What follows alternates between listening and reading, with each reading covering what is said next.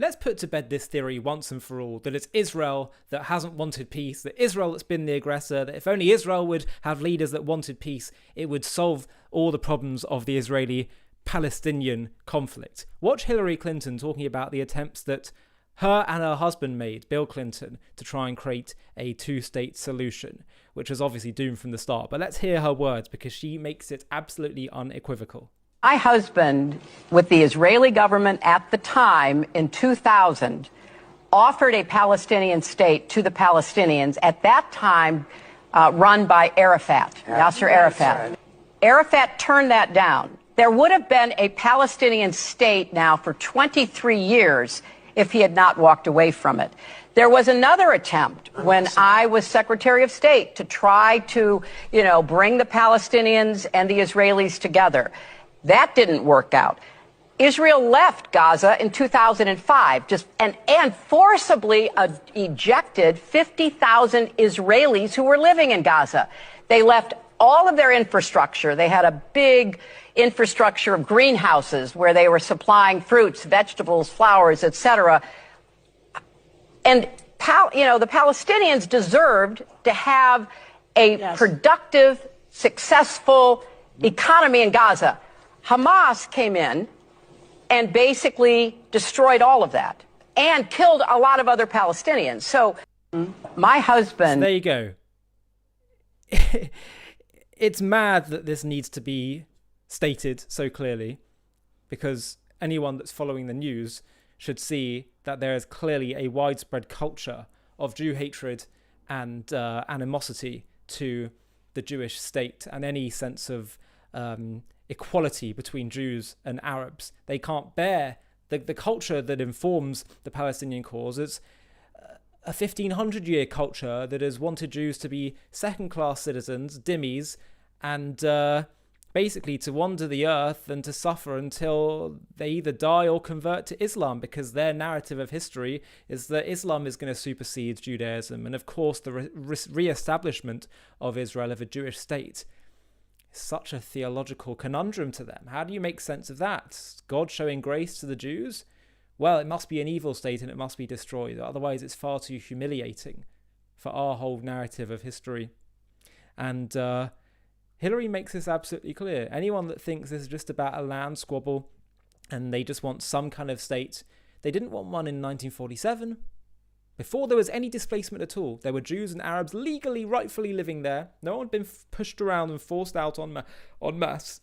And they refused. They refused to accept that, and they launched the war, and that's what led to the displacement in 1948. By the way, no one talks about the fact that an even higher amount of Jews were displaced during that war from Arab countries, but Israel absorbed them. But no one talks about that. Hillary makes it absolutely clear that they were being offered everything they were purportedly asking for, and they said no.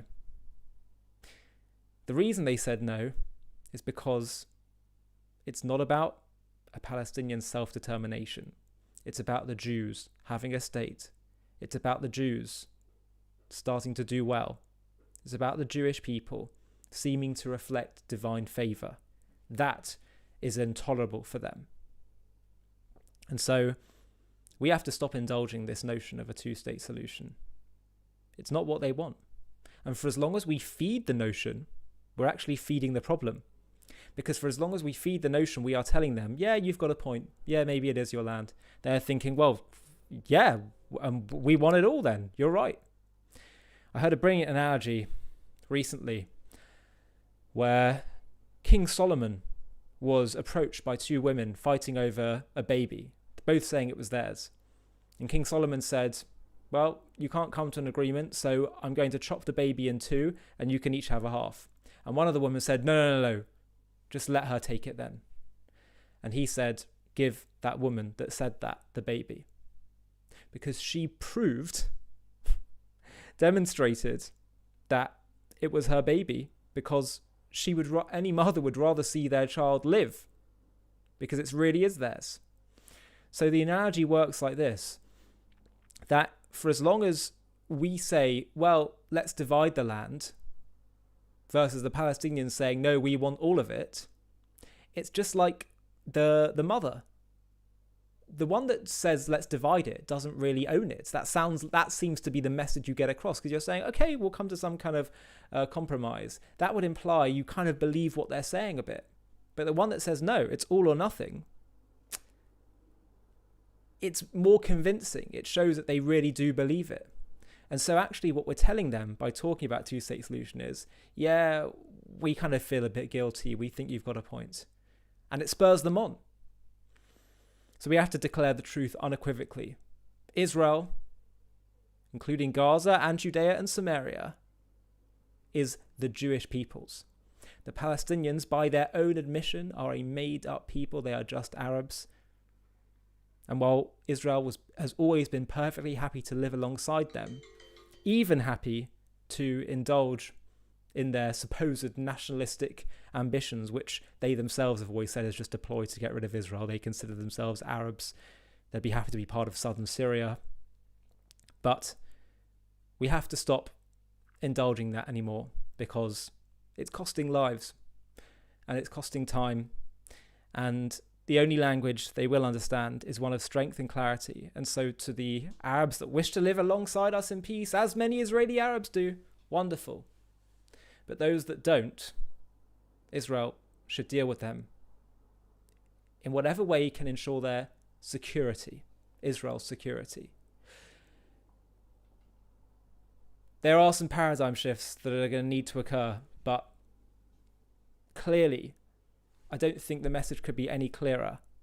The last however many months since October 7th have made clear that all the paradigms that we've tried to dance to, whether it be on trying to work towards peace and a two-state solution, or saying, oh, well, it's just small pockets of terrorism, but most of them just want peace and they're innocent civilians.